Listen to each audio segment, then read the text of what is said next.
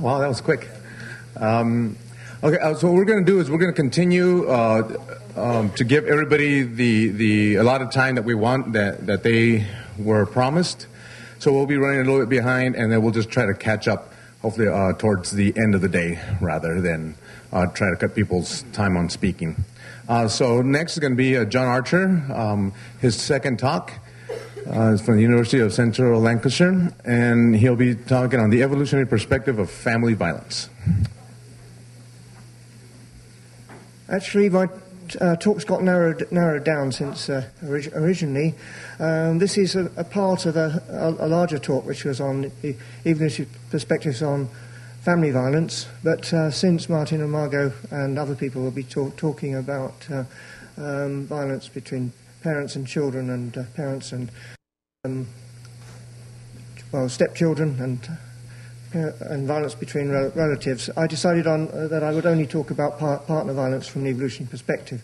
But bear in mind, this is part of a larger article that I've been writing recently. If you step back and look at the evolutionary principles that surround violence between partners, first of all, they're unrelated individuals, so a whole lot of things that apply to violence between close family members that are related don't apply to them. There's no shared genetic interest in each other. They do have shared genetic interest in the offspring or the potential offspring.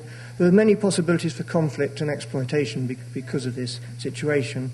And these are outlined in evolutionary models of mate desertion in animals, the circumstances in which one member of the two will leave the other two to hold the baby. I'm going to start with an evolutionary model, which has a theoretical model that it sets out to map the evolution of various forms of coercion between individuals that are mated pairs. It's a game theory model that simulates the sort of processes you'd expect natural selection to come up with, the sort of results that you expect natural selection to come up with. And it recognised the inherent stability of the bond between sexual partners. And the overall conclusion from a series of models is where one sex is physically more powerful than the other, physical coercion by the stronger sex and learned cooperation by the weaker sex is a stable evolutionary outcome, or in the jargon of the evolutionary models, an evolutionarily stable strategy, something that evolution will tend to come up with time and again, irrespective of the starting point and the particular circumstances in that population. It's something that evolution tends to result in. So, does this apply to humans? Well, this is my favourite illustration of sexual dimorphism in size and strength in humans. You laughed, good. When people don't laugh, I say, Australians find this funny. Okay, that's an anecdote, and here we have evidence. Evidence on strength. This is a meta-analysis of 112 studies. Men's mean strength was 1.64 times that of women's. Mostly upper body strength, but they measured all sorts. Other studies have found similar or higher values. If you put those into D values, which I used before in the study of testosterone, there you might remember that the sex difference in physical aggression is about D value of about 0.6, 0.7. Here you've got effect sizes of 1.45 to 3.09, depending on the sample and measure. Huge differences in strength between males and females. So therefore we should correspond to that basic evolutionary model. Right, wrong one there.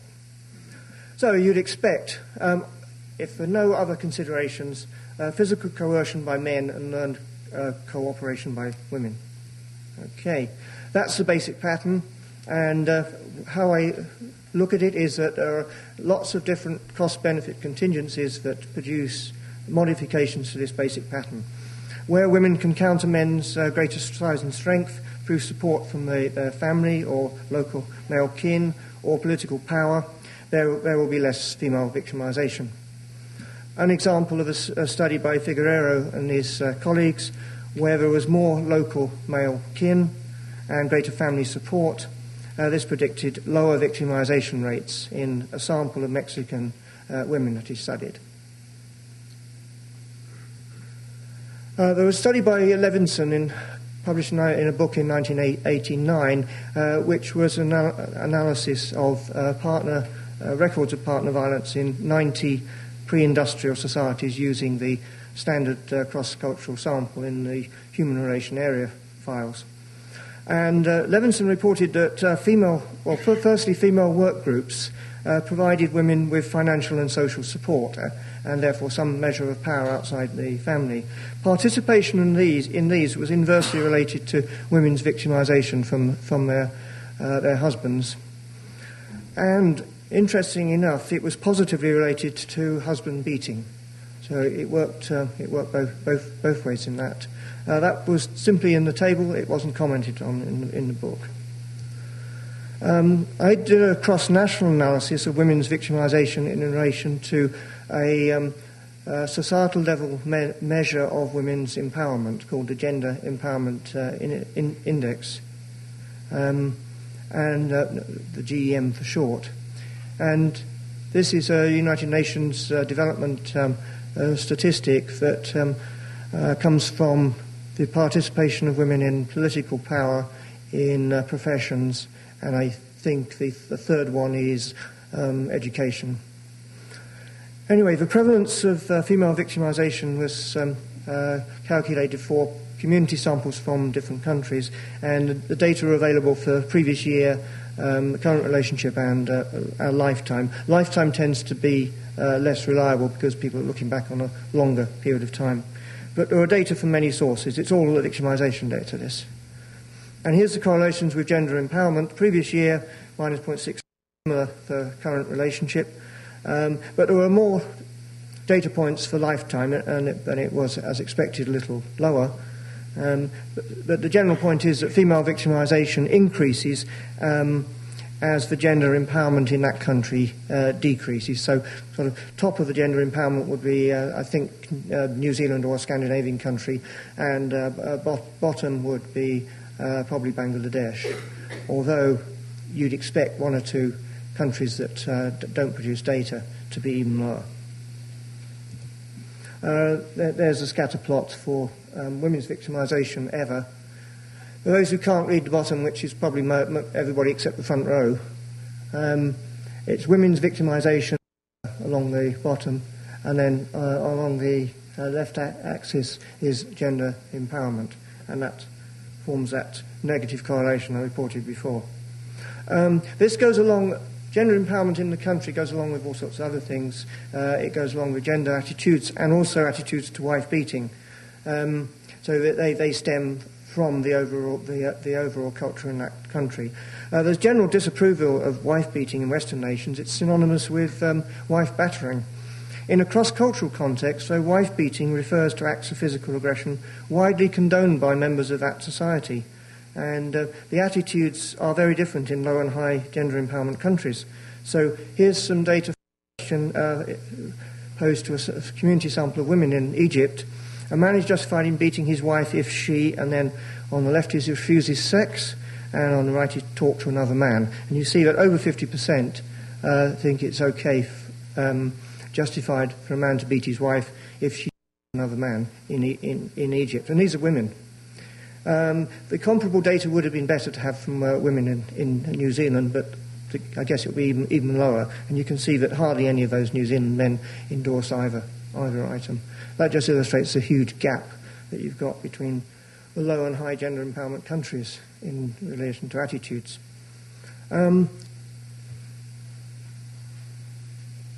Sorry. Oh, that jumped a whole lot there. Right, there we go. So,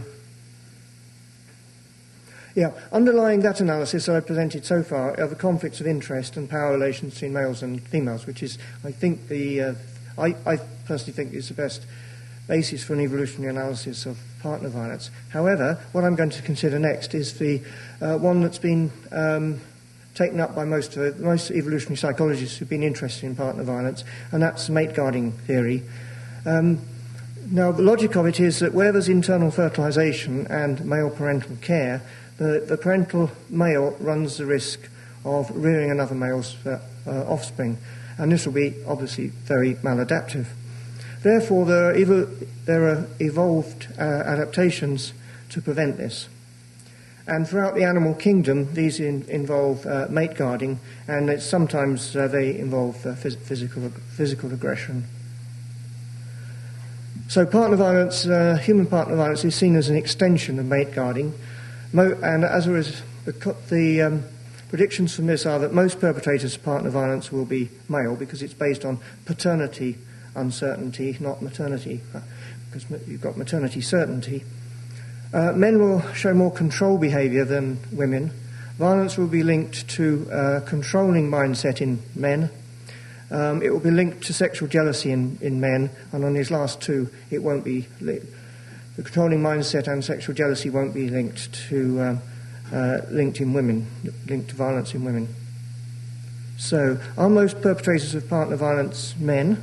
Well, there are many anecdotal examples of where it is the other way around, and this comes from Oliver Twist, and it's Mr. Bumble, shortly after he'd married Mrs. Bumble. The expert lady, clasping him tightly around the throat with one hand, inflicted a shower of blows upon his head with the other. This done, she created a little variety by scratching his face and tearing his hair. This was quite clearly in the context of the book, A Dominance Dispute. It was to show Mr. Bumble that what his place was and what he had to do and how he had to obey her. Anyway, that's, again, anecdote. And here's some evidence from a meta-analysis of acts of physical aggression.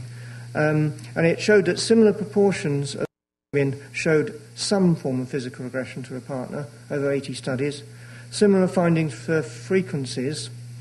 And these were based on victims' reports. Perpetrators' reports showed a slight higher levels in females and males, but you can go with the victim reports because other evidence shows they're more reliable. The British Crime Survey of 1996 produced very, very, very similar figures. They asked people about assaults rather than domestic violence, they asked a different series of questions, and this was an anonymous survey of a representative sample. Now, the percentage of those who are injured, which is a different measure, because that looks at the harmful consequences, shows of all those who are injured across about different studies. If you just look at injuries, 62% of those who are injured are female, therefore 38% are male. Injuries requiring medical treatment, it goes up to 65%, but there's still a high proportion of males who are injured. The British Crime Survey produced very similar figures. And if you look at one of David Buss's studies of mate retention tactics, he had a question that involved physical aggression. I hit her or him when I caught him or her flirting with someone else. That was actually endorsed more by women than men. He doesn't comment on that. So that's the data from, and I stress here that this is data from societies like the US and UK and Canada. As we've seen before, it's totally different in low gender empowerment countries. Now, do men show more control behaviour than women? We have a study of control tactics, behaviour aimed to coerce the partner into complying with the other's wishes, and it excludes overt acts of physical aggression. The measure was based on feminist research with violent men and battered women, the Duluth model, where the assumption was that this was all coming from men to women. We had an online sample of about 400 men and 950 women. There was no overall sex difference for both self and partner reports. That just describes the areas of control that we looked at: economic, emotional, isolation, intimidation, threats. But the threats were not to do with physical aggression. Oh, actually, there was one. Yeah, sorry, to harm the other, but there was to leave and to commit suicide. Now, here's some other studies of control. The first one found no sex differences for seeking to control money or visits to friends and family in a UK national sample. The next one was from the national sample in the US. There was no sex difference in that one. And then the third one, the levels of control were found to be more in women in a US representative sample. So from that, it seems as though there aren't the predicted sex differences in the degree to which one sex tends to seek to control the other. If you ask the next question, is partner violence linked to a control motive in men but not women? Here's the correlation between physical aggression and control from our online sample. If you think that self-reports are dubious, they tend to under-report compared to partner reports. Just look at partner reports, and you see that there's a correlation in both sexes between being a controlling individual and showing physical aggression to the partner. There's some other studies too found a link between mate retention tactics, which are mostly negative ones, and partner violence, but they only considered male to female violence. If you combine that with a finding by Hines et al., who found a similar link with control in a sample of men phoning a domestic helpline for men, Phelps and Outlaw in their study found a link in both sexes in their analysis of their national violence against women survey. So there's evidence from both sexes that being a controlling person is related to being physically violent. Then we come on to sexual jealousy, which is viewed as a mediating mechanism behind male controlling behaviour. And the questions are, is it more common in men and women, and is it more likely to lead to violence in men than in women? Here the data are quite messy, really, but first of all, are men more likely to show sexual jealousy than women? Well, no sex difference. 3 studies were cited in Daly and Wilson's original report of this. Sorry, Daly et al.'s original report. And since then, there's a number that have found no sex difference in sexual jealousy. There are some where women have shown more sexual jealousy than men, and one where men have shown more. Now, are men more likely to respond to sexual jealousy with aggression than women? Okay. There's some evidence involving hypothetical scenarios. Women said that they would be more likely than men to aggress, both physically and verbally, to an unfaithful partner. In one of the studies, the Dutch study, women said they were more likely to show anger and indirect aggression. For real infidelity, more women said that they'd been angered, and more said that they had directly aggressed to a partner. Other studies have found a link in both sexes. There's analysis of homicide data, and the question here is male sexual jealousy associated with a proprietary male mindset more likely to lead to homicide in men than women? In Daly et al.'s original analysis of 20 studies, it indicated that it did. However, men generally commit more homicides than women do, and in a later reanalysis by Harris, she showed that the proportion of each sex motivated by jealousy didn't differ. But these figures combine both homicides to a same-sex rival and to the partner. So if you can separate those out, it would be useful. So there's 2 further analyses of homicide data asking whether sexual jealousy is more likely to lead to spousal violence in men than in women. There's analysis of a large sample of spousal homicides from Statistics Canada, and there's a national US sample of 2,000-odd homicides for 1988 by Feltson. Here's the motives for spousal homicides. The classification in Daly and Wilson's study, classification relied on the reporting officer's categorization. So you've got jealousy, anger, hatred, and argument, and you do see a higher rate of jealousy in men than women, but it may well be that the jealousy motive is in there, in the anger and hatred and in the argument category. Felsen sought to try and separate out jealousy, and he coded up to 3 motives from the records of over 2,000 homicides. And jealousy was a motive in just under 20% of cases for men and just slightly less for women.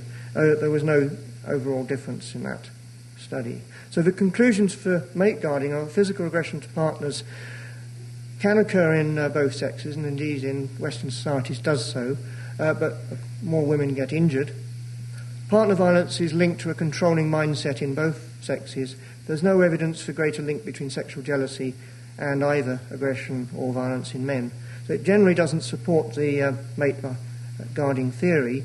So I now say, well, is there any evidence for mate guarding theory? Well, there are a number of bits of evidence that I haven't really fully put together, but which suggests something like that is going on.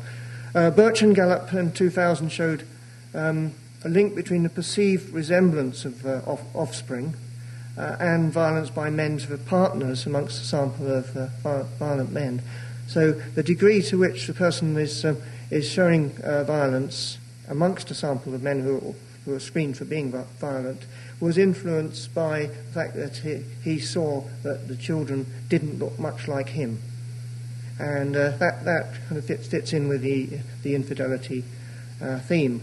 In a small-scale study that my colleague and I did, we found a link between target of violence during pregnancy and the degree to which that person that man showed sexual jealousy.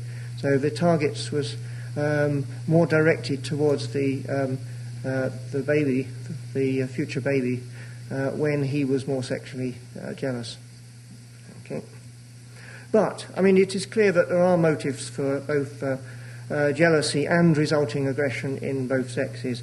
In women, it sometimes comes out in destroying property and seeking to affect the man's reputation, and if you can see that. So there's both there, property and reputation there.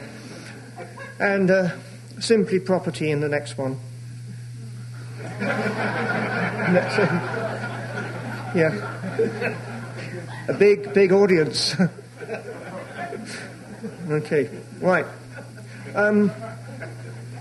What I wanted to just mention before I finish is that the question is, do women have evolutionary reasons for controlling partners? Well, yes, they do. The aim of control by women is to prevent the mate from spending time and resources away from her and from her offspring. And it will be accentuated when the woman is pregnant and when the children are very dependent. And this is a time when the man has no need to mate guard and protect paternity. So it's these sort of counter considerations and the modulation of when it's necessary to guard the female that I think need to be brought into the study. And I have some overall conclusions. There's little evidence that paternity uncertainty theory can explain partner violence and sexual jealousy according to those simple predictions, but there are some interesting things that keep the debate going. Analysis based on costs and benefits of partner violence is likely to be more productive, which starts from the imbalance of size and strength, and then looks at the other features to do with alliances that would counter this. So that analysis would include both those derived from evolution and from culture. Okay, thank you.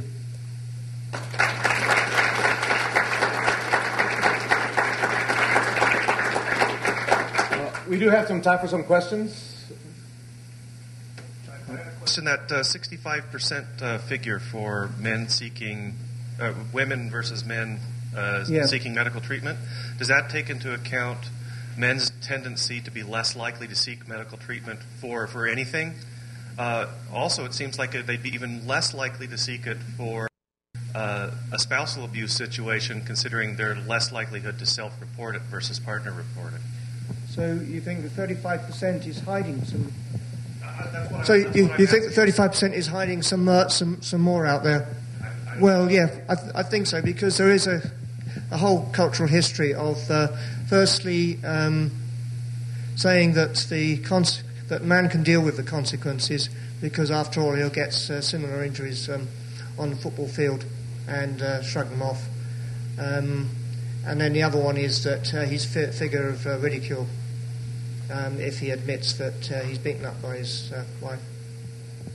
So you've got those two. But I usually just leave it at the 35% figure.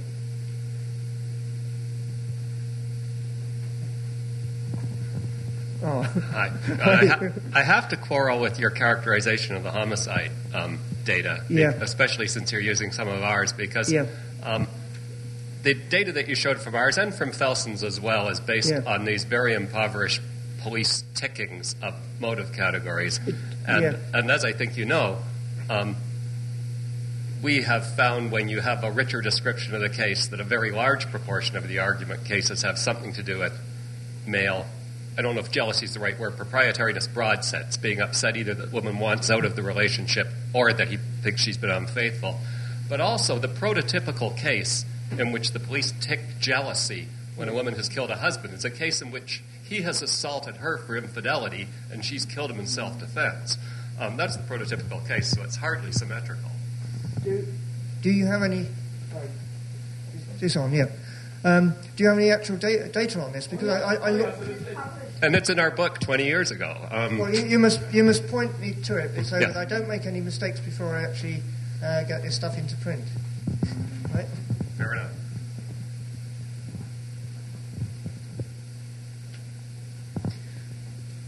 I'm just curious about, given the data and given the model that you've used to evaluate the data, whether or not you think this is an appropriate model for a species that is so dependent on long-term pair bonds. So how would that influence your judgment about whether or not this is the right model to be applying to humans? Do you mean the Cuttenbrook and Parker model? Yeah. Yeah. As far as I could tell, that was meant to apply to cases where there was a male and female cooperating together for a period of time, or one male and several females. That was my understanding of its applicability. So that the cases it wouldn't apply to was where there were very short-term bonds. I'm not saying there isn't any guarding there, because there often is a guarding just following the time of copulation in some species.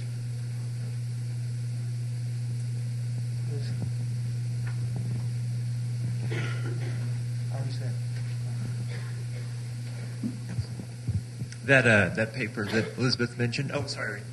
Was it Joan? Okay, sorry, I didn't see. That was animal punishment. No, punishment in animal societies was a comment on all animal societies, and specifically mammals and some insects. And you rarely see pair bonding there, so that it wasn't specific to biparental care. Okay. So Joan's right. But it includes biparental care. They noted actually two examples in that paper that you would see. It wasn't even biparental care where there was paternal investment, but that the male did some provisioning. But those were the exception to the case there. They weren't actually talking about biparental care, species that provide biparental care. But are you saying it does include it or doesn't it?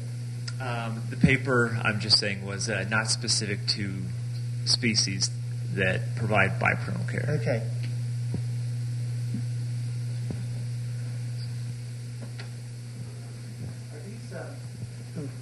I think he's given the microphone to someone else. Yeah. Oh, hi. I was thinking about what you said, the man over here, about the 65% for women being injured versus 35% for men. I think that could be true, not even taking into reporting, because I have a feeling that men have more power, as you've mentioned, and are stronger. So even if there's equal amount of hitting or aggression, men being stronger might make an imbalance there. But I'm also thinking about your theory about there's little evidence about paternity uncertainty. And I'm thinking about data that I've seen, and I'm thinking about shelter data and protective order data, which show more women visit a shelter than men, and more women get protective orders, which is another outcome of aggression. So I'm trying to figure out how this all fits in, and I'm not sure that I can quite agree with that. There isn't enough evidence to support that. So I just wonder what your thoughts were on some other types of data. Well, more women go to the shelters because the shelters are there for women. There's a number of, most of the shelters that I know of wouldn't accept men. That's just separate provisions. Yeah.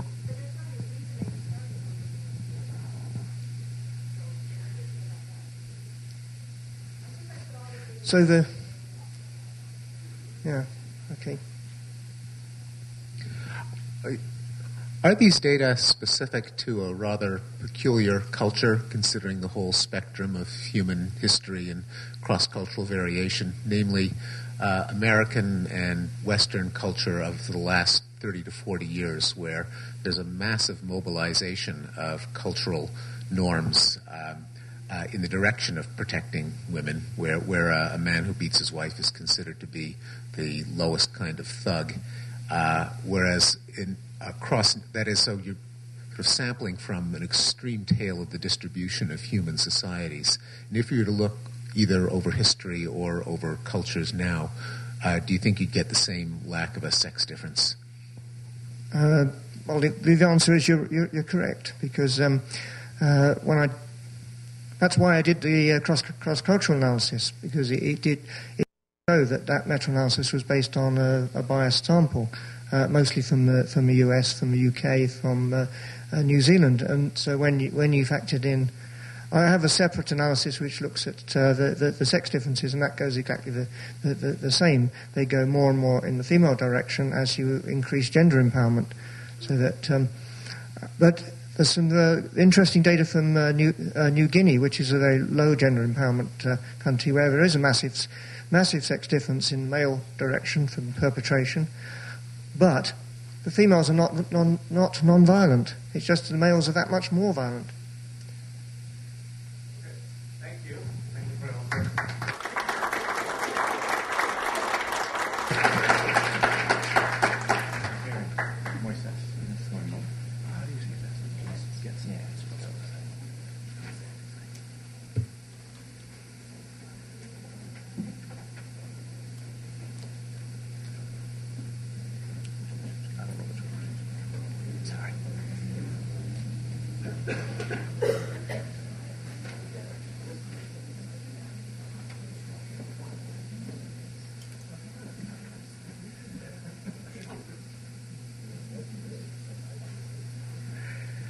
So our next speaker is Aaron Goetz from California State University, Fullerton. The talk will be on men's propriety view of the romantic partner is specific to sexuality, an experimental study.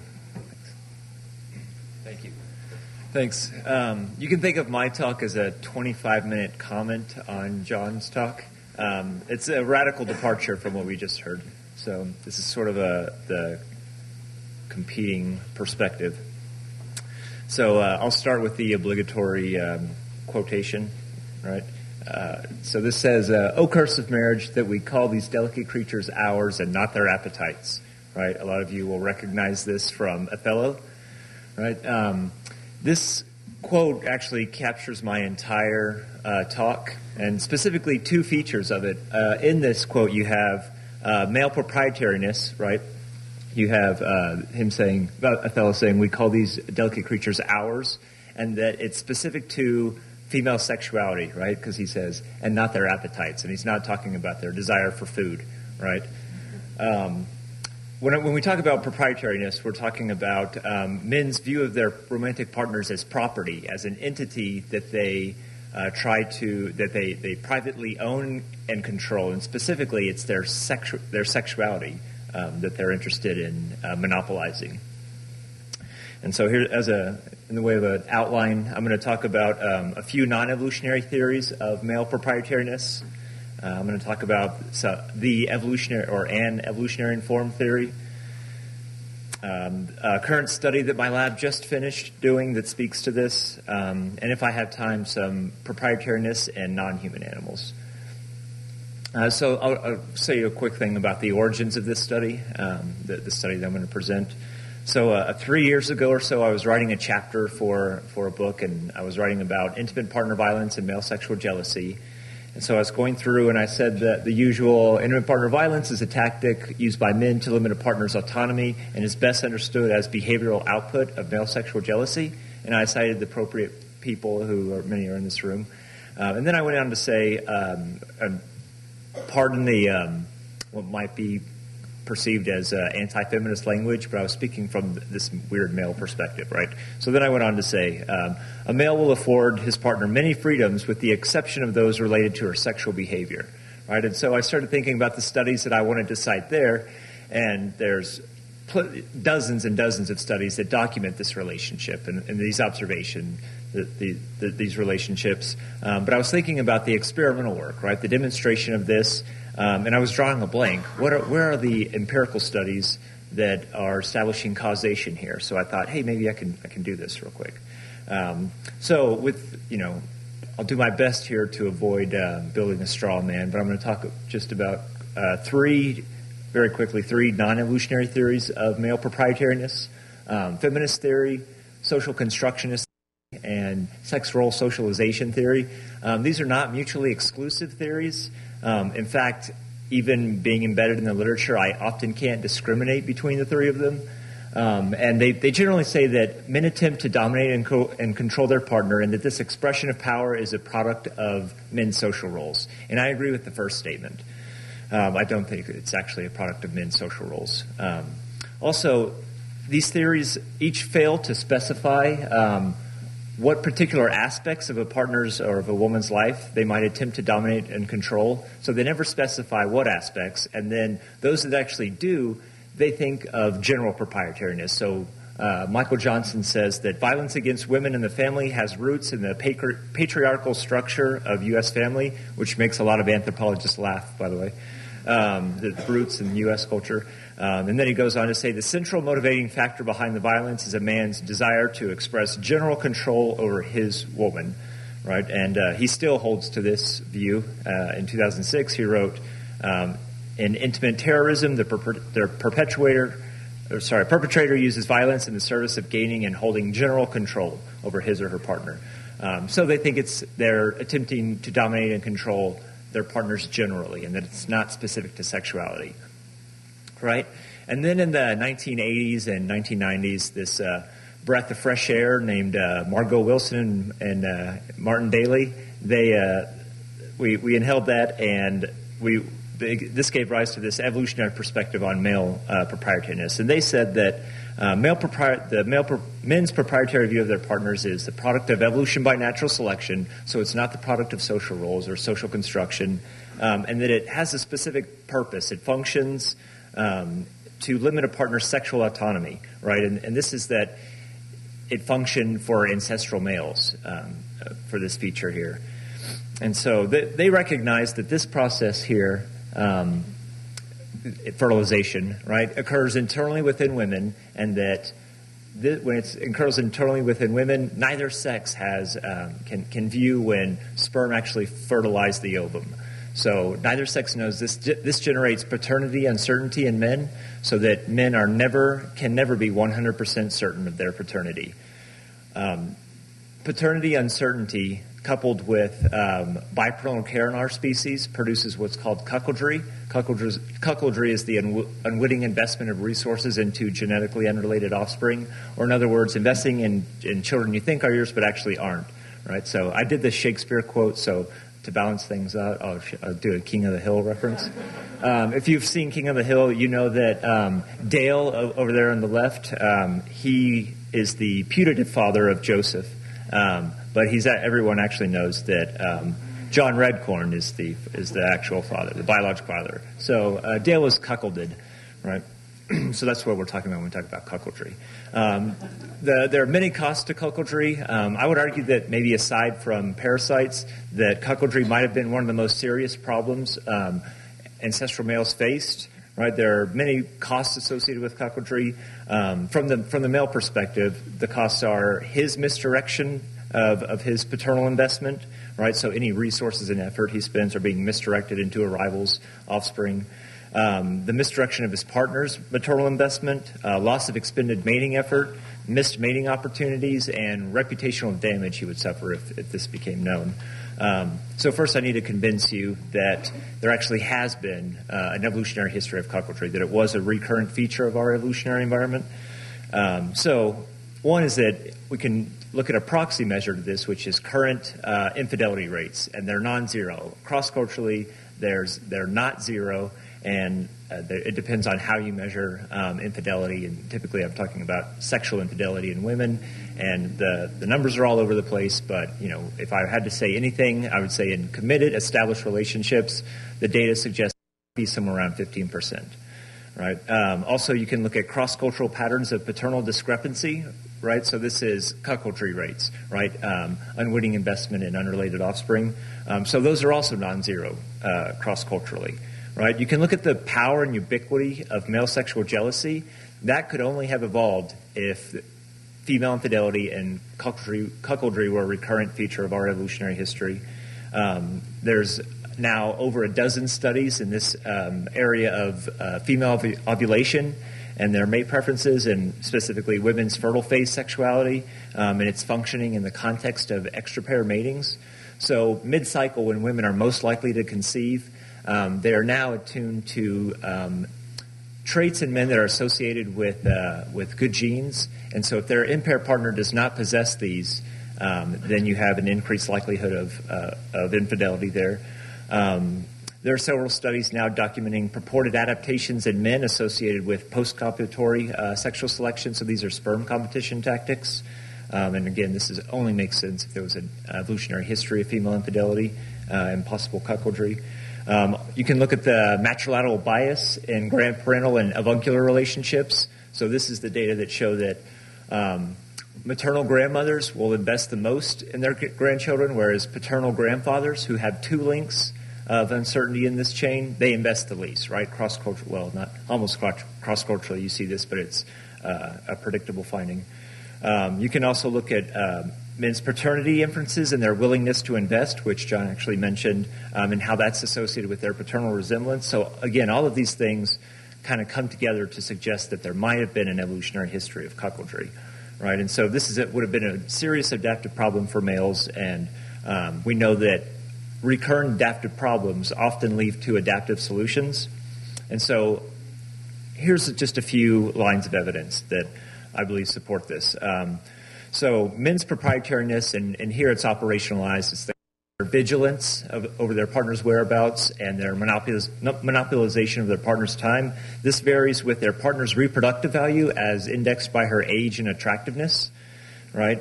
It also varies with the male's perceived probability of her infidelity. So if he believes her to be more likely to be unfaithful, then you see increased vigilance, increased monopolization of time. It varies with their proportion of time that they spend apart, the couple spends apart since their last sex. So if there's been a large proportion of time apart since their last sex and he cannot account for her whereabouts, you see an increase in proprietariness. Also, it varies with partner's ovulatory status. So it is women who are mid-cycle who are ovulating, their partners are guarding them more during that time. And then it relaxes when it's not mid-cycle. Right. Also, we can look at, we all recognize things like actual human artifacts that point to an evolutionary history of cuckoldry and possible male proprietariness. Right. Some of you have some in mind. These are just a few already. Chastity belts. There's no male equivalent to a chastity belt. These were designed to guard paternity. Veiling started as a paternity guard, as did burqas. You can't even tell that those are females. They might be ninjas. Sequestering towers, also known as cloistering architecture. This is actually Rapunzel. Sorry, but I couldn't find a better example of this. But there's actually some neat historical anecdotes where they found that some of these towers were a lot taller with very tiny windows, and some were a lot lower to the ground, and the windows were bigger, or much larger. The younger women, they were housed and sequestered in the tall towers, very small windows. And as she aged, she gets demoted, so to speak, to the low towers, wide windows. Yeah, that's pretty upsetting. I agree. So those are just a few. So again, these data, to me, these data and these observations, they indicate a relationship between male proprietariness and how it's specific to sexuality. But I wanted to experimentally demonstrate this effect, right? I wanted to bring it in the lab and see if we can actually establish some cause and effect here. So I conducted this very simple study. It might be what Darwin calls one of his fool's experiments. I wanted to demonstrate that male sexual proprietariness is specifically related to their sexuality, right? That what men are most interested in controlling are their sexual aspects of her behavior, right? And the hypothesis was that typical men, I'm talking about typical men here, because there certainly are men that would be interested and do attempt to control all aspects of her life, but most men are going, I hypothesize, would only express, for example, concern over their partner's activities that might be related to her sexuality, right? So I had 144 subjects when I analyzed these data, 83 of which were women. My participants came from the exotic location of Southern California. That's an anthropology joke. Their mean age was 24.3 years. So by way of the experiment, first a graduate student and I generated a list of 30 activities that women would participate in that would be either not typically related to her sexuality, somewhat or possibly related to her sexuality, and extremely related to her sexuality. So there are 30 items, 10 of each of these. For example, an item that would not typically be related to her sexuality might be reading a book at a public library, right? One that might be moderately related might be attending a lingerie-themed co-ed party, which I didn't know existed until a few months ago. I didn't attend, I just heard of this. And then a third type of activity that might be highly related to her sexuality, might be attending a swingers party without her romantic partner, right? So that was this is a within subjects variable. So all participants experienced each of these groups: the lows, the mediums, and the highs. The between subjects variable was the set of instructions I gave the participants in the study. One set had, and they were randomly assigned to one of these sets. One set had opportunity to cheat instructions, which I'll tell you about. The other set had tolerance instructions. So in the opportunity to cheat condition, the instruction said, below is a list of various activities that women might engage in. For each, please rate how likely each might lead to the opportunity for a heterosexual woman to have sexual intercourse with someone other than a romantic partner. And then I went on to say that this does not mean that the woman would cheat on her partner or sleep with, what does it say? Would have sexual intercourse with someone other than a romantic partner, but it leads to the opportunity to. Right? And then in the tolerance condition, I changed a few words, and I said, below is a list of various activities that women might engage in. For each, please rate how likely you are, this is if a male was reading the instructions, how likely you are to tolerate your romantic partner participating in each activity, or if it was a female filling this out, she answered how likely her romantic partner would be to tolerate participating in each activity. So again, it was the opportunity to cheat condition, the tolerance condition, right? So the prediction was that if male proprietariness is specific to their sexuality, then males should tolerate all activities with the exception of those related to her sexuality. And as the relatedness to her sexuality increases, you should see tolerance there. So a few quick notes before I present the data. I reverse coded the tolerance data, whereas they were put on 7-point Likert type scales, and then I just flip the axes, and this will make sense in a second because you could understand the data a little bit better. Secondly is that men's and women's data right here did not significantly differ, so I collapsed them all together right here. But independently, they tell the exact same story. So first, this is what perfect results would look like. There's another bar coming here, but this is over there. You have mean on that Likert type scale. Those 10 items that together would make the low group. If everyone said that the opportunity to cheat was very low in these low items, then it would be a 1. That would be impossible. If every single subject said that the moderate items, that there was a 4, a moderate likelihood of it being of the opportunity to cheat, then you would see that. And then in the high, if every single person said 7, right? And then if you looked at the tolerance condition, the data would map directly on there, right? That's what perfect data look like. No data are perfect, of course. But I present these because I wanted to show you what the actual results look like, which was this, right? So this is the data that I collected. You have the activities low that are the low refers to those activities that are not at all related to her sexuality.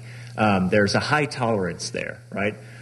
There's also the opportunity to cheat is very low, maps directly on. As you move up, the tolerance decreases, and the opportunity actually increases, right? So those activities where there's the highest opportunity for her to cheat, you see men and women reporting on their partner's behavior saying that they express no tolerance at all, right? Those means are outrageous, actually. So we can say that this provides some preliminary support to this idea that men's tolerance of their partner's activities is directly related to their perceptions of their partner's opportunity for infidelity. And again, these two indices map directly on top of each other. I could not discriminate between the two of them without the actual note of the condition. And so men tolerate activities that are perceived to be unrelated to this opportunity for infidelity, and do not tolerate these activities that are perceived to be related to the opportunity for infidelity. So I did want to. I'm going to make an attempt to talk about some practical applications of some of this work, and in general this idea of male sexual proprietariness. We've all heard this saying that you can't win the war on jealousy, right? It's a never-ending battle. But I think we can make some headway. I'm not going to throw up my arms yet. And just as we have anger management, maybe we can have proprietary management, right? So let me make an analogy to our evolved preference for sugar and dieting. And by dieting, I mean, the deliberate restriction and selection of food to lose weight. And so we all have an evolved preference for sugar and fats and other things that you can't get rid of. Right? We can consciously say that we're going to diet and we can avoid those foods, right? So we can decide that we're not going to eat this. But even a dieter, the most abstemious dieter, if they put some sugar in their mouth, it's going to taste sweet to them. It's going to taste delicious. They can't shake that evolved psychology, right? So we can compare that to proprietariness and the behavioral manifestations of these, right? Which are the consequences of this. Things like intimate partner violence. So men might not be able to shake their evolved proprietary view of their partner, but what they can start to control, just like you can control your intake of food, is the behavioral manifestations of such. I have no idea how to do this, but this is the best I could come up with. All right, so thank you very much.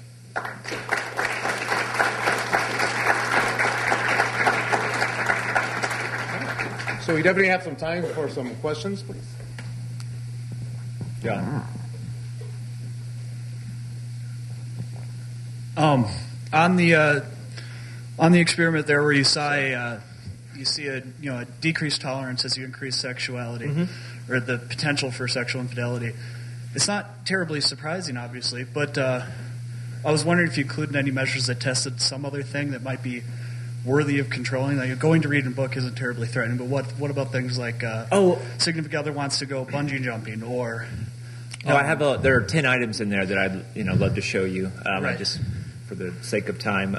But these were even things like spending money, right, which men typically get upset over. That was grouped into, because spending money is not typically related to her sexuality. It could be. It depends on what she's buying. But that's actually in that low group, and you still got those data. But that's a good point. And these data are not surprising, and they shouldn't be surprising. But what they do is they do question some views that male proprietariness is general.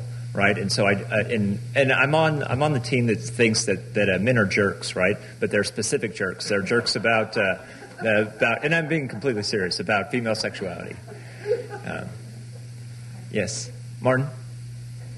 Somewhat relatedly, if you took your 30 items, and instead of plotting them the way you did there, sort of made a point for each item, the two variables. I was just wondering if they would all lie on that line, or if there's some interesting outliers that are interesting to say. No, I should have put some error bars on there. If I put error bars on there, they look like little millipedes because they're very tiny little error bars on there. But no, I do like the idea of including actual data points. That would be really pretty there. Excuse me, I'm curious about Sorry? Yes. under male control tactics. Why you didn't include female genital mutilation? No, you know what? I actually had that on there, but each of my artifacts had a picture, and I was interested in actual man-made artifacts, whereas genital mutilation, including infibulation and clitoridectomy, I didn't want to show a picture of those. But in my papers, I actually do mention that. Thank you. Yes. Okay. I just wondered if you'd thought of redoing the study with having with females, females, because especially if you've got a whole range of different things, it would be much more powerful if that was if it was just men that were bothered about sexuality and women were bothered about things. I hadn't thought about it until I saw your talk, honestly, but maybe it's worth it. That's the sort of studies that I found were missing in literature, which would give a more complete evaluation of the. That's true, whole, except the whole hypothesis. I can think of a bunch of studies that actually do speak to the sex difference in favor of males showing male proprietariness and less so in females. Joan, you're good? Okay. You're right. Sorry, you're next. Did your data separate between married men and single men, married women and single women, and if had it separated that way, did it show any difference?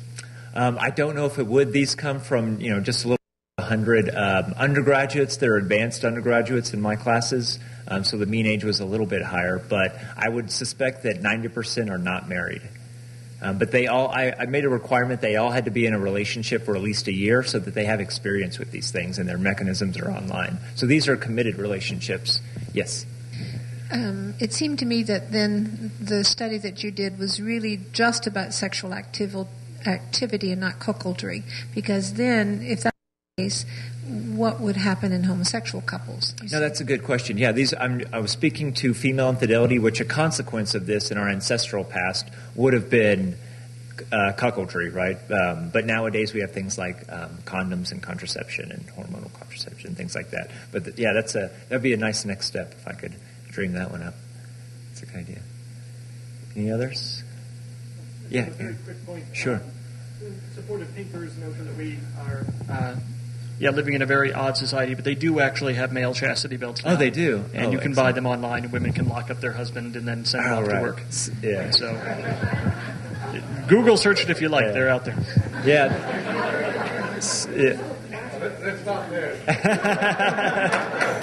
No more. Any more questions? You got a few minutes. Okay, well, thank you. All right, thanks.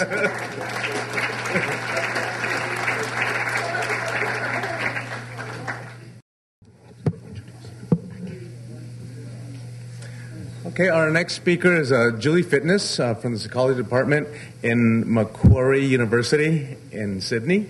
She'll be talking about hurting the ones we love, the features and functions of aggressive punishment in close relationships. Thank you. Now, I'm actually a New Zealander, which I guess makes me a little bit more empowered than some other people, but it also means I can make jokes about Australians, and I was interested in John Archer's picture there of that everybody found very funny of a young woman holding a very large crate of, I guess it's beer. But of course Australians are not laughing at that for the same reason as everybody else is laughing at that. They are laughing at that because what a girl he is to be holding hands, walking down the street where she could actually be holding beer in both hands.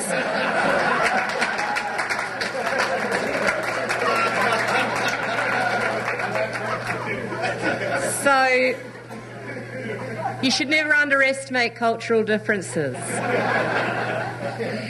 Now, the topic of my talk is hurting the ones we love, and I'm a social psychologist.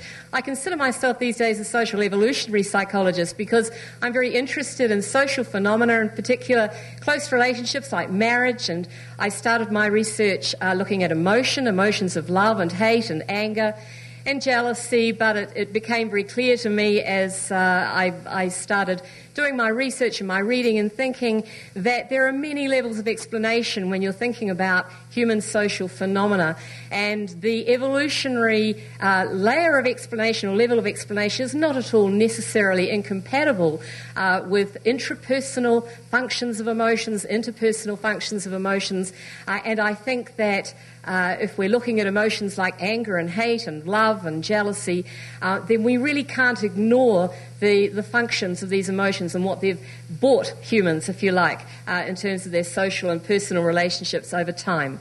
So what I want to do, first of all, is just to give a very, very brief just a brief mention about domestic violence in Australia, because it does exist. I've only got a very, very few stats about it.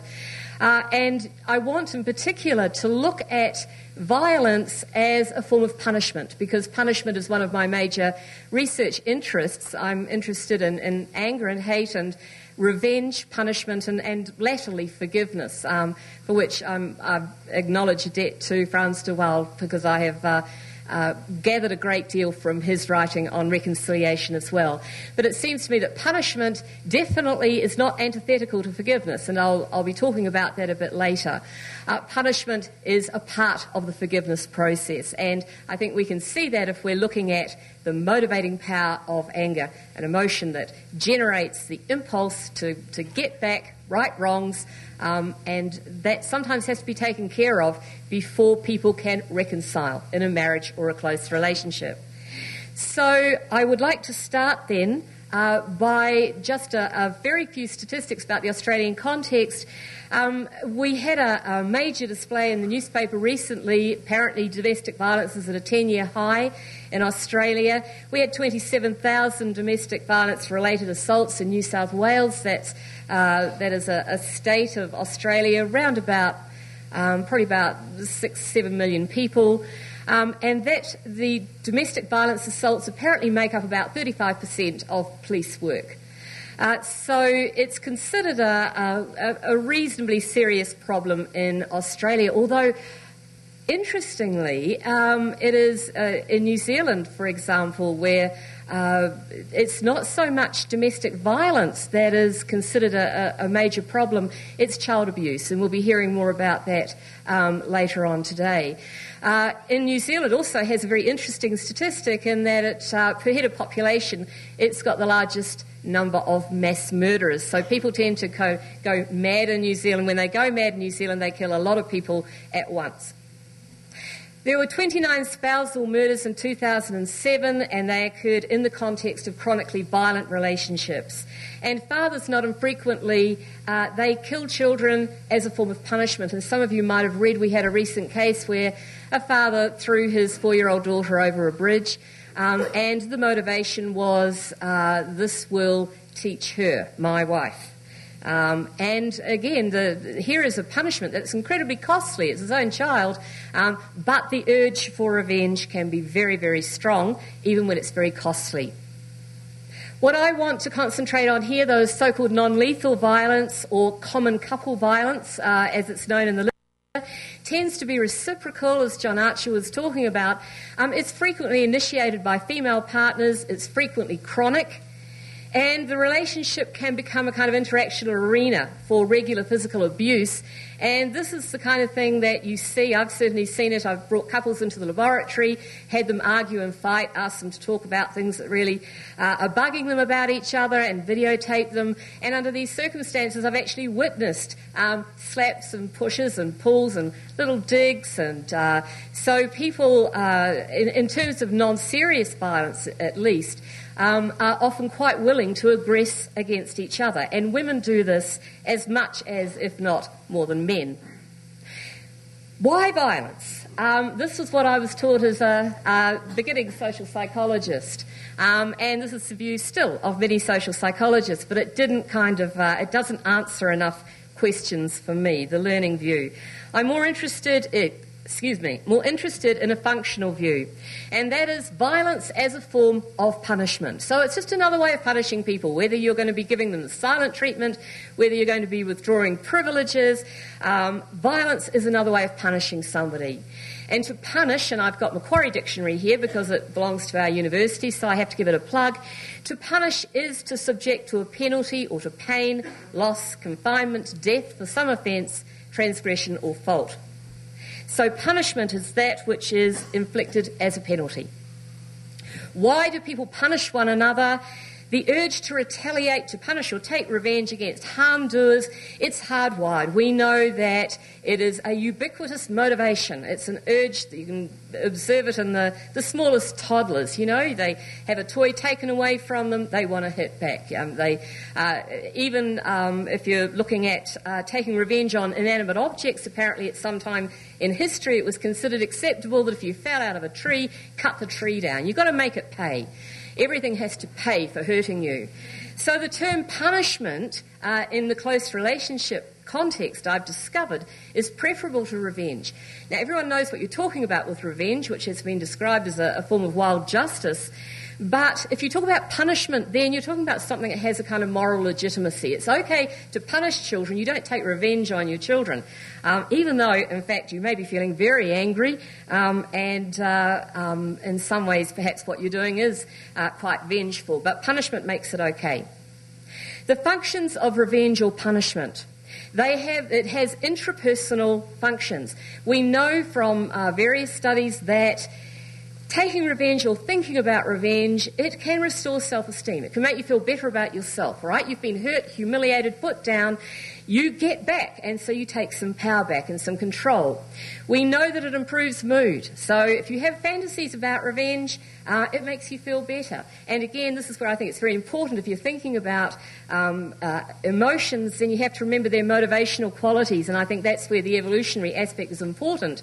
We can't always do what we want to do. We can't always hit out and engage in homicidal behaviour, but boy, we can think about it, we can fantasise about it, and it's at that level, if you like, that we can think about what are we motivated to do in these contexts. So revenge can feel good, and we know from some brain activity studies, parts of the brain light up when people are thinking about getting back, and those parts of the brain light up, not quite to the same extent, but they still light up when you're thinking about getting revenge that will even cost you. So even cutting off your nose to spite your face, you still get some satisfaction out of that, in the short term at least. It has evolutionary and interpersonal functions, and here I acknowledge very eloquent work of Steven Pinker on revenge, which I read a long time ago. The deterrence against future harm. Obviously a very, very important function of retaliation. So if people hurt you, you have to demonstrate they should not hurt you again. Don't mess with me, all right? I will get you back. I am a threat to you, so leave me alone. And importantly, to right wrongs, all right? While I'm in the world and I need food, I need resources, I need territory, if you are doing things that thwart me and interfere with my needs, then I need to be able to behave in a way that is going to I need to be able to, as you were talking about in your talk on anger, I need to be able to behave in a way in which I can get back control of resources and right wrongs, restore justice. The urge for revenge, then, it's fueled by emotions like hurt and hate, and anger has been called the judicial emotion. It is an evolved psychological mechanism, a very basic, a very powerful one, and it motivates these behaviours that are aimed at righting wrongs. I don't like what's happening, I don't want what's happening, I'm frustrated, I'm energised, I am motivated, I'm going to be able to do something in order to put things right. And it's associated typically with cognitive appraisals, that's in the proximal context, if you like, in terms of people's thinking of wrongness, injustice, unfairness, and, importantly, other blame. Somebody else is interfering with my needs. Okay, hurt and hate, related kinds of emotions, and I've done some work recently on the emotional pain of hurt, which can be stronger than physical pain. We did a study asking people to try and relive the hurt of physical pain and emotional pain. You can't really do it. You can't relive the pain of a broken leg, but you can relive the pain of a broken heart. And you can be remotivated all over again to want to take action when you're angry in order to deal with a problem where you have been denied resources or thwarted in some way. And hate similarly, but associated very much with powerlessness and humiliation and shame. All right, so important issues here. Now, punishment, as we know, can escalate. Each partner is trying to pay back according to how hurt and angry they feel. But, of course, their calculations are based on emotion. And so they're feeling very angry. They judge the hurt they've been done or the frustration is very large. They retaliate in kind. That then, of course, makes a victim of the other party.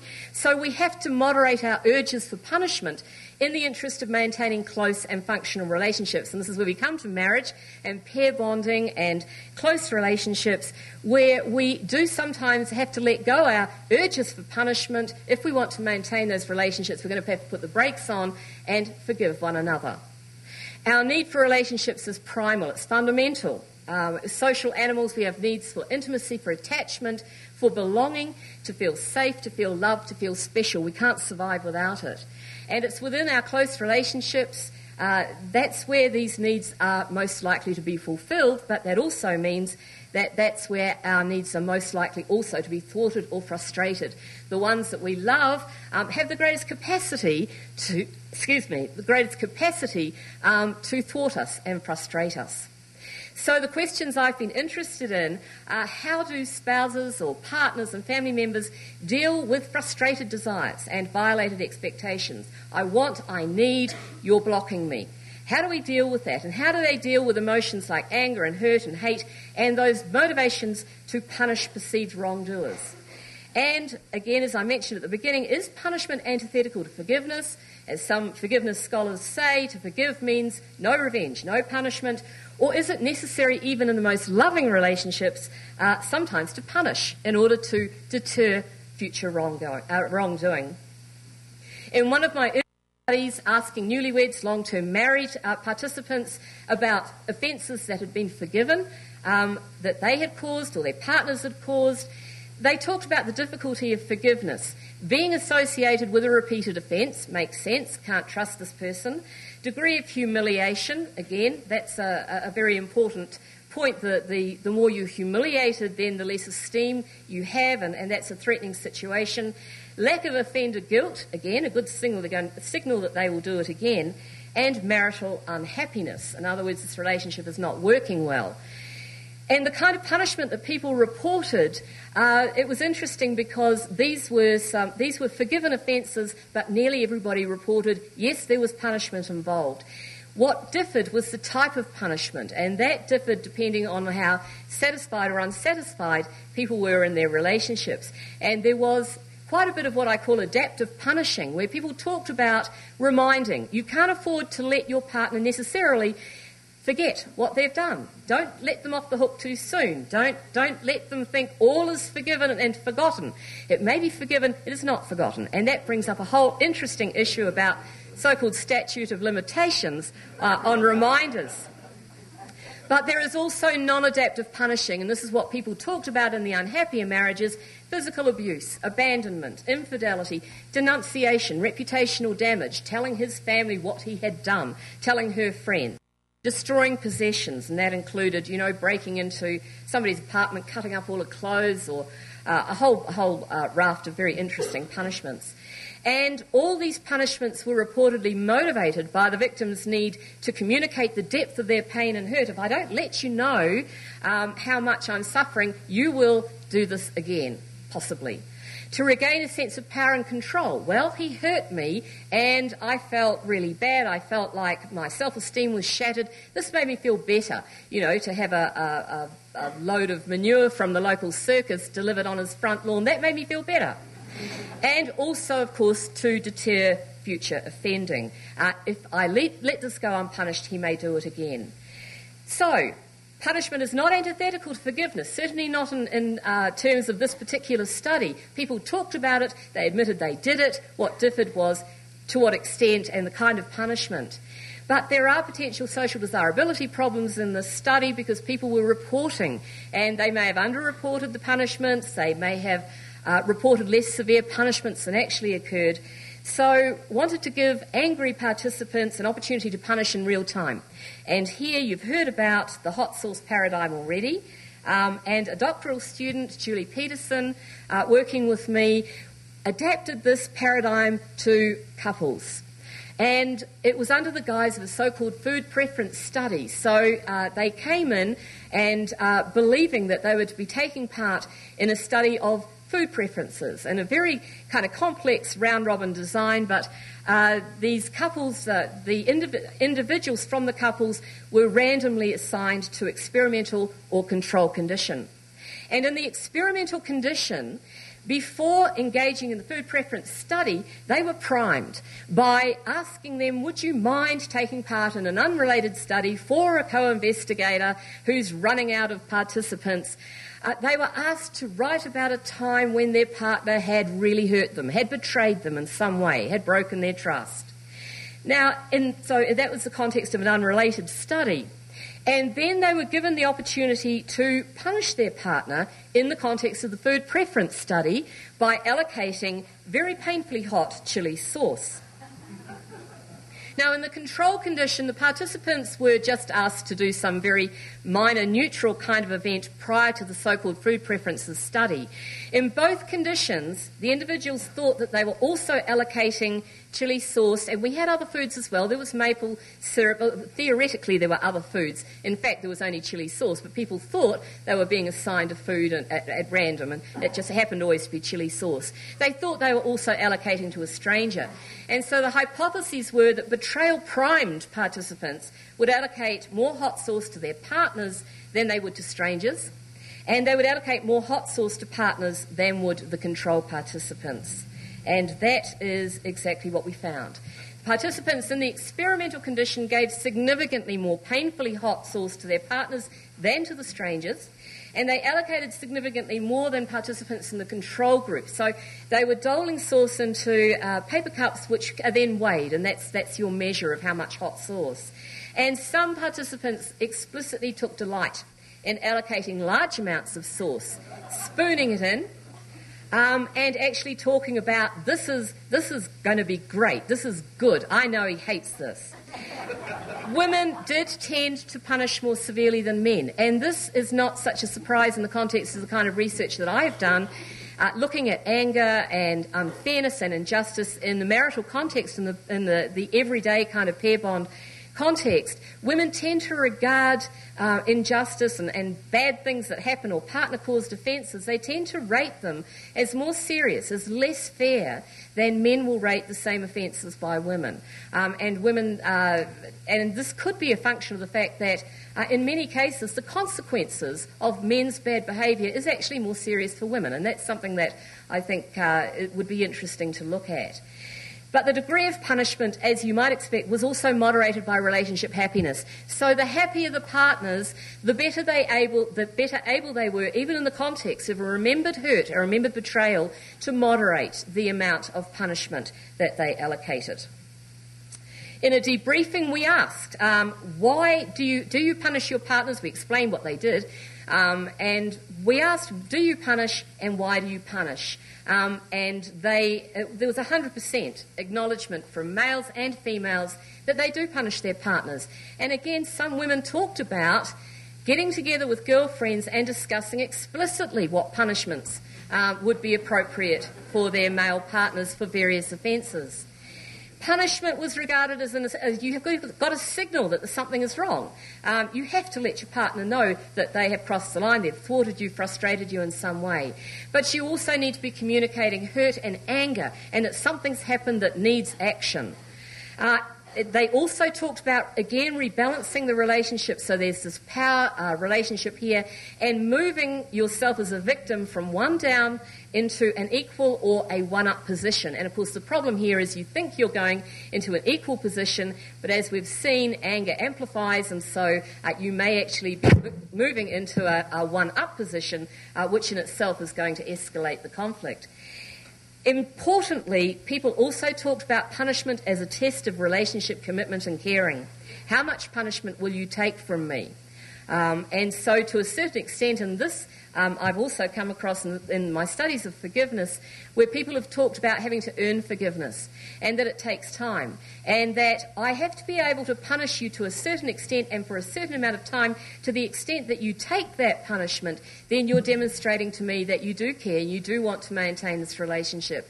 And I remember one account of a man in his 80s who described how it took 2 years way back in his 40s when he had been unfaithful to his wife and she had found out about it. Took 2 years of him accepting punishment from her for them to put the relationship back together again.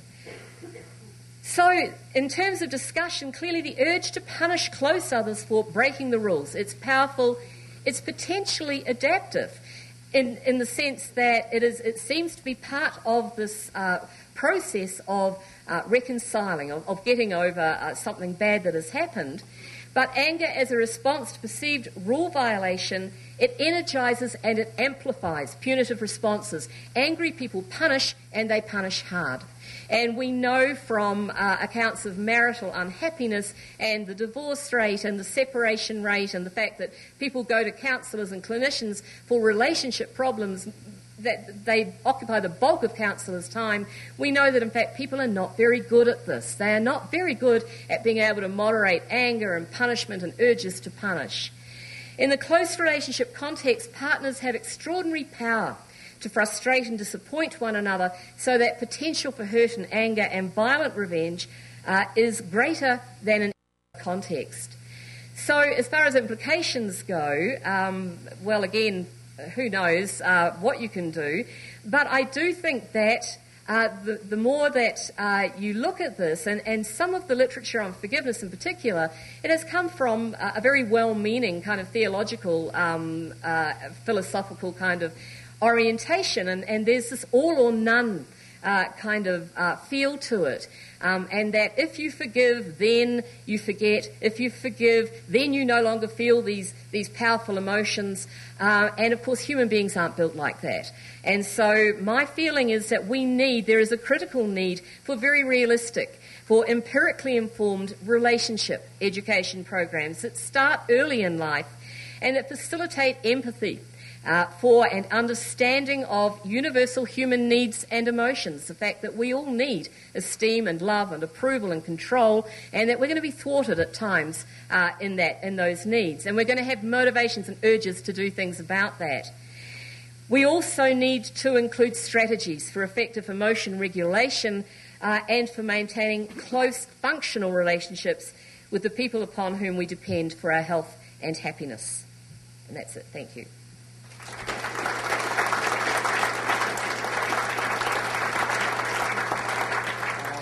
We have some time for questions. Yeah, I have a remark and then a question. I also work with revenge. I don't know if you've ever Amazon.com revenge, but it's quite amusing. There's a huge array of books, from the big book on revenge, Screw Unto Others, and these are books as to how you can get back at people. But that's not my question. My question is, just try it sometime, it's fun. What do you think the association, this is a very Western view, but in the cultures where I work, there's a very close association between punishment, violence, and sexuality. People say they like to fight to make up because sex is much better. And my closest co-worker actually had an incident where his wife stabbed him with a knife in the shower. And I said, do you want a divorce? And he said, yes. And I said, well, I'll go get papers and help you. I came back 2 days later with the stuff and gave it to him. And he said, Polly, don't you get it? We like to fight and make up. I know that we don't recognize as much in our society, but what do you think the percent of domestic violence is actually sexually motivated? I can't speculate, but I'm thinking about Franz de Waal's talk about reconciliation amongst primates, and the fact that, again, the whole point about kissing and making up, it's as much an integral process of that conflict, if you like. You have a conflict, you make up. In terms of human beings and the common couple violence, a lot of couples who engage in this and they punch each other and hit each other and behave in ways that a lot of us would think would be very dysfunctional, they don't report that they have a problem with it. And some people do talk about the arousing aspect of that in terms of improving their sex life. So I think that the main danger is when things get out of hand. And I think we've seen, we've already heard about so many instances where it's a very dangerous game, I think. Physical aggression is dangerous. Someone will get hurt. And once anger is involved, married couples often fall into interactional scripts, if you like. Fighting becomes a script where each person takes their own part and they become very routinized, and they often don't generate a lot of real emotion at all. They become, these are the kind of fights that we have, and they tend to end in sex and everything is fine. But once somebody really breaks the rules or violates your expectations, all right, this is what we normally fight about and that's fine. But I've just, you actually have visited a swingers club without telling me first, and that has broken the rules. It was fine if we go together. I've just discovered you went there on your own. Violation, hurt, anger, and then all bets are off in terms of that kind of more scripted aggression, if you like. I think. You got a question?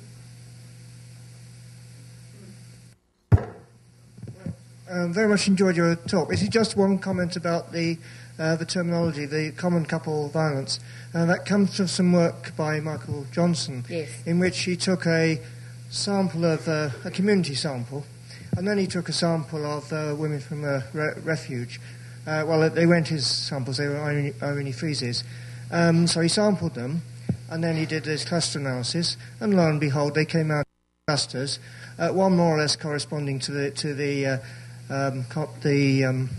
community sample and the other to the women from refuge. And he said, well, there's different sort of aggression in these two clusters. Well, of course there was. He sampled on those to start with. And this work gets cited and cited, and these distinctions are repeated and repeated. But we've repeated the analysis using a large non-selected sample, and we don't find the distinctions that he gets. Okay. Oh, that's a good point, and I think that's why I may have put quote marks around so-called common couple violence, because I'm trying to think of another term to describe couples for whom this kind of physical pushing and shoving, if you like, is par for the course, and not necessarily upsetting to either. So I suppose what you mean is that one or other hasn't got the complete upper hand in the power relations in that. Yeah, okay.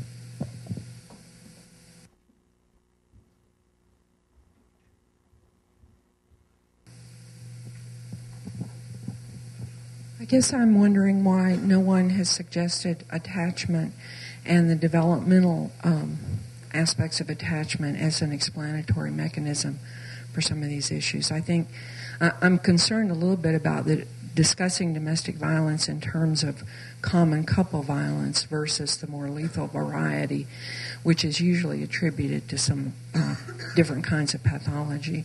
And I think that's a little misleading. And I think sometimes aggression really comes out of a fear of deprivation, and that's very much an attachment issue. Thank you. I wouldn't disagree with that, and I think that the work of Phil Shaver, for example, adult attachment theorist, who talks about the kinds of anger and very anger that in a developmental way from infancy, when basic needs are thwarted and not met, and similarly in adulthood. That's, I think, if I'd had more time, I would have talked more about those human needs for intimacy and attachment and belonging and safety, and the panic and the rage that can be generated when those needs are thwarted. So I would agree with you.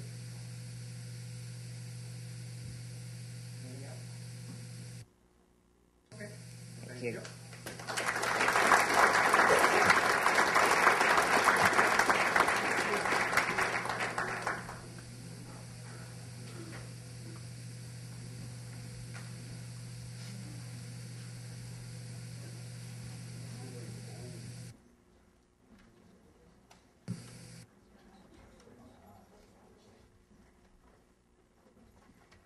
Okay, next we're going to have a discussant, Lars Rudstedt, I can't read.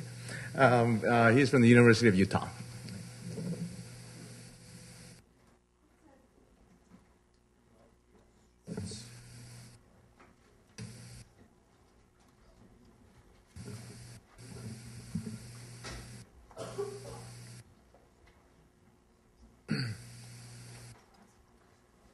Well, thanks. I especially wanted to thank Elizabeth Cashton for inviting me to say a few things about this panel in particular.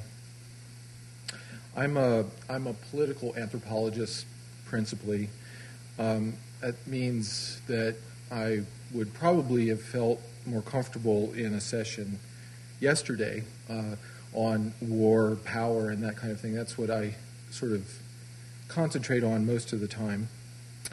But for a long time now, I've also been interested in gender violence, and that's been prompted in part by my collaboration with Dr. Shannon Novak, who is a biological anthropologist at Syracuse University.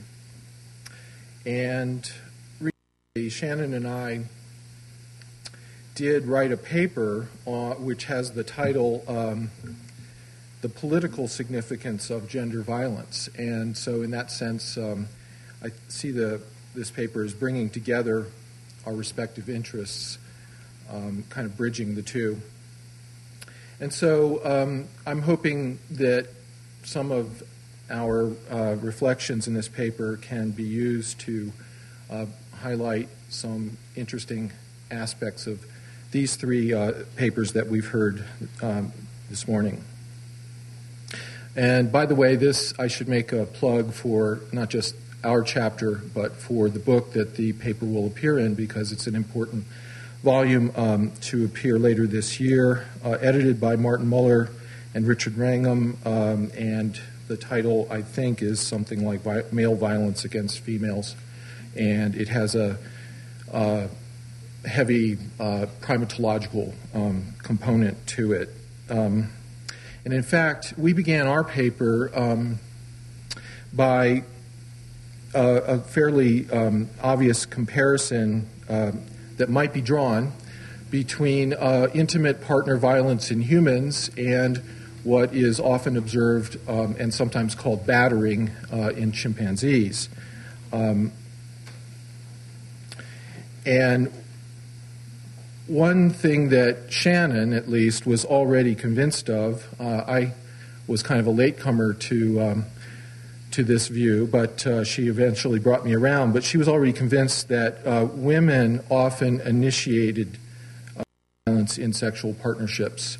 And that is a point that I think we've seen strikingly emphasized today by both John Archer and Julie Fitness.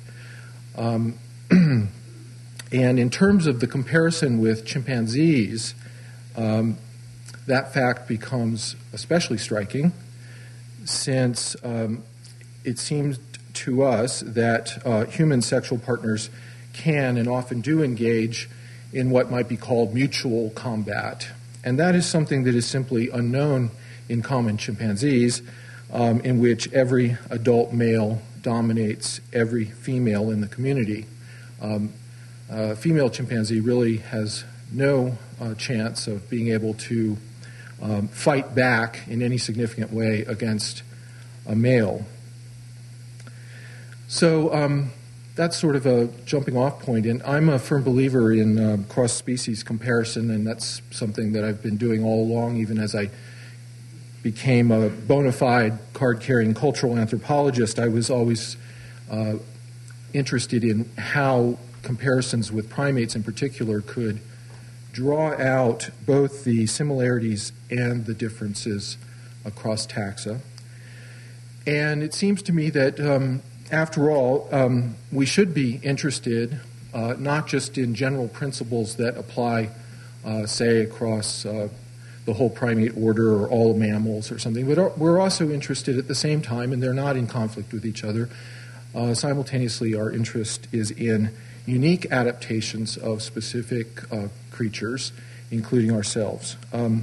And one of the things that struck me once I began to dip a little bit further into the literature in evolutionary psychology and related fields on gender violence is the strong tendency, of perhaps an understandable tendency, to emphasize general principles that could apply not just to humans but to lots of other species. And we've seen examples today when John Archer began by referring to the argument of Clutton-Brock and Parker about physical size differences and what that would suggest about the likelihood of violence between the sexes. Also, though, more subtly, the mate guarding hypothesis, with which, along with Daly and Wilson, we have the important contributions of Barbara and Robert Smuts, for example. And one of the great advantages of this hypothesis, it seems to me, is that it does draw our attention to patterns that are shared between humans and many other species, given a certain degree of comparability in their social organization. But, I think that the other side of the coin should be given its due, and we should think hard, and harder than we have oftentimes, about the unique features of human social behavior.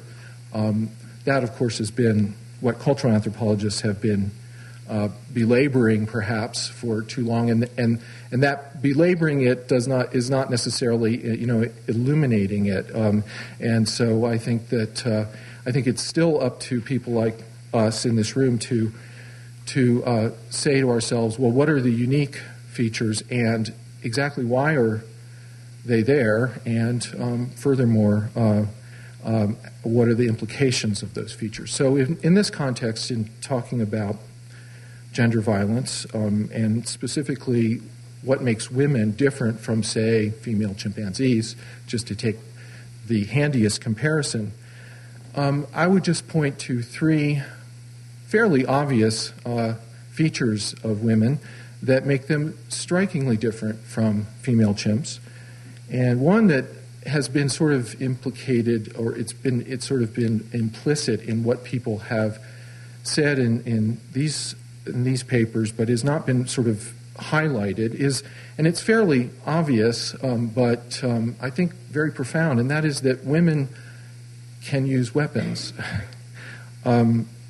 It's been touched on, but again, if we're thinking in terms of the difference in physical size and so on, it must be noted that female chimpanzees don't have the option of using a blunt or a sharp instrument to defend themselves or actually to go on the offensive, and women can and do.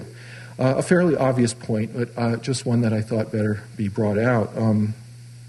But there are other kinds of instruments that women can use, and we've seen some good examples of those. I mean, loads of manure can be a kind of weapon as well, and for that matter, the use of various kinds of public symbols, such as cheating husband, if it's painted on a fishing boat in a public spot, that's a sort of way of fighting back as well with a uniquely human instrument. Which brings me to the more obvious kind of domain in which women are clearly different from all other organisms, that is humans in general, but women in this case in particular, and that is that women can use words as well as weapons. Now, a lot of conflict between men and women, especially between intimate partners, is called fighting, but it is fighting with words. It's verbal sparring. And I think that we really have to give that its due. It makes the face-to-face confrontations between an intimate couple very different from the kind of experience that a female chimpanzee is likely to be subjected to when she is often chased down by a male and beaten from behind. Women as Shannon and I say in our paper, have to be face down rather than chased down. They can and do turn on their aggressors, and they can use both weapons and words. We can ask ourselves how effective words can be, since words are oftentimes merely words, cheap talk, and so on. But nevertheless, it seems clear that words play a role, and an important one. And one of the roles that they play, I'm convinced, is that they involve the ability to draw in social support from outside the immediate domestic context. So now we come to at least one more unique feature of humanity. Well, it is an unusual feature, at least, the highly social nature of human beings, and specifically in the hominoid context, you could say that the highly social nature of human females is strikingly different from that of, say, female chimps or female gorillas, though, of course, even human females are probably not as sociable or not more sociable than bonobo females. In any case, this brings me to another sort of issue that has been brought up in these papers, and John Archer raised it early in his argument that that in addition to looking at physical strength or differences in physical size, we have to look at degrees of social support that are available to women. And this is clearly a crucial dimension of this whole problem, especially if we're interested in reducing or ameliorating violence against women, because, as John Archer pointed out, there is a clear correlation between gender empowerment of women and their vulnerability to victimization, to violent abuse. And I would like to elaborate, in the little time I've got left, I would like to elaborate a little bit on that and to take it in a direction which, again, is sort of, it seems to me, has been hinted at but not been really focused on. I think that the possibility of women reaching out to a wider social network draws our attention to the fact that gender violence is oftentimes a private affair, but can spill out into a public domain. And this is important, and even the distinction between beating and battering, for example, that John Archer brought up, could be interpreted as a distinction between a more or less open to the public kind of affair and an intensely private one. Battering, in other words, is something that is characteristic of, I believe, of societies like ours, in which we have a very strong focus on the nuclear family and on conjugal privacy of the household. So not all societies, of course, draw a sharp distinction as we do, as we as Westerners do, between public and private. But I have said it before, and I've continued to sort of try to emphasize this in all of my thinking, that all or nearly all human societies have some sense of separation between community and household life. So the veil between the public gaze and private goings-on may be fairly thin, as it is, of course, in small-scale societies, oftentimes in hunter-gatherer societies in particular. But nevertheless, some kind of distinction is just about as universal as anything gets in human social organization, and I think that that's important. I think that, taking off from John Archer's observation that Westerners tend to equate wife beating with battering is, again, symptomatic of our very sharp distinction, our Western distinction between public and private life. Now, could I just take it a little farther and pose the question, if we consider non-Western societies, which several people, Steven Pinker and others, have mentioned we should probably be doing here, If we do consider non-Western societies and bring them into the whole range of variation and consider them as equally interesting as evidence for an analysis of this phenomenon, we could ask what are the implications of living in a society in which men indeed are expected, in some sense, to beat their wives. That is a strikingly different attitude than we're accustomed to. And we might go farther and wonder if something that we tend to see as generally a kind of almost pathological pattern that is usually confined to the dark recesses of the boudoir could be, in other cases, much more a matter of political interest. If you are expected to beat your wife, what are the political implications of doing so, or even more importantly, perhaps, of not doing so? In those kinds of circumstances, does wife beating become something of a political performance rather than, or as well as, at least, an act of mate guarding, let's say? And if we look at some of those non-Western cases that some have suggested we should draw into the picture, it's interesting that of the cases that have been mentioned, many of them tend to actually be ones that exaggerate the tendency to seclude women in a private sphere. So all of the talk about claustration and veiling and the burqa and chastity belts are all an exaggeration of what we already have, ironically, in our own midst, which is a clearly defined private space in which women can be pushed around, let's say.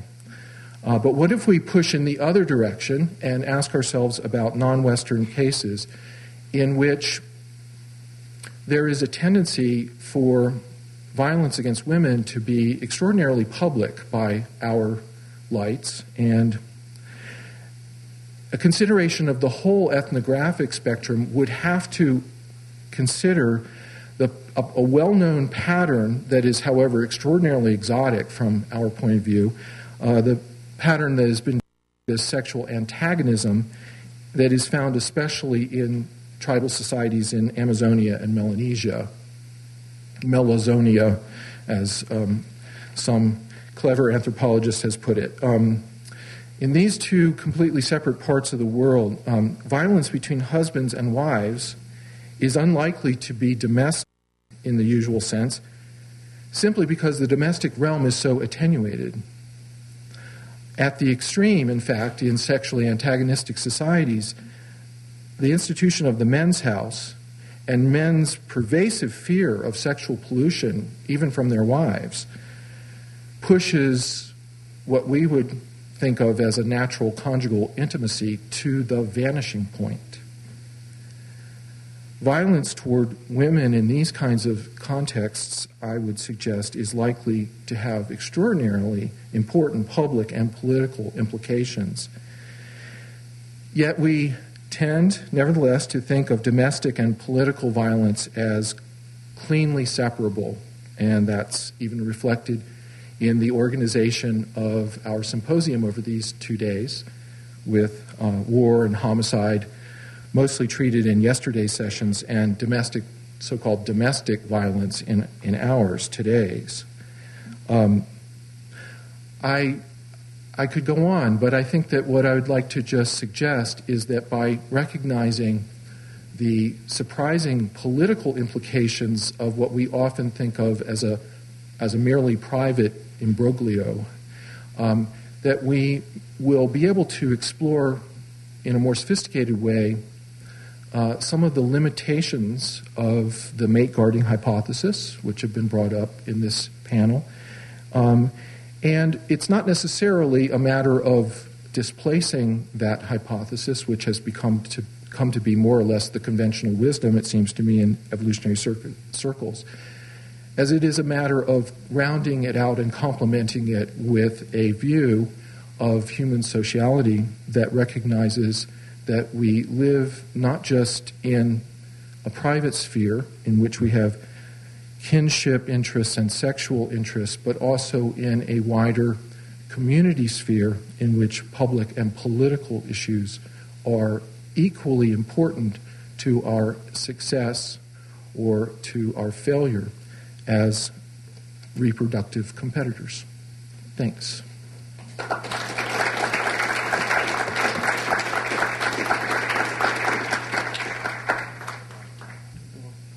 Question? There's one question.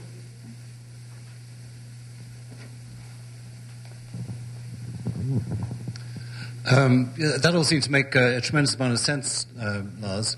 And I just wanted to add to one of your points differentiating humans and chimpanzees, which is to say that in addition to the mate gardening hypothesis, I'd like to suggest that we don't rule out another unique feature of humans, in addition to women fighting with words and so on, which is that men and women are engaged as couples in an economic relationship. And so we don't detect this when we do tests with undergraduates who are not necessarily married to each other.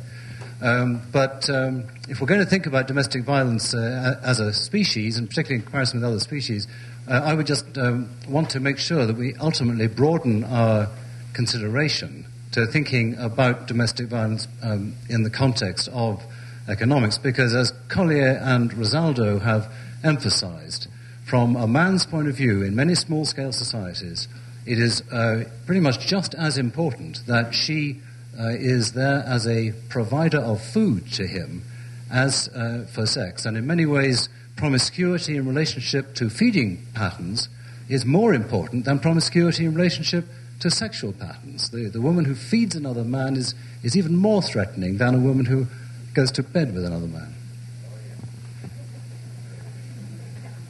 Well, thank you. What time should we get back?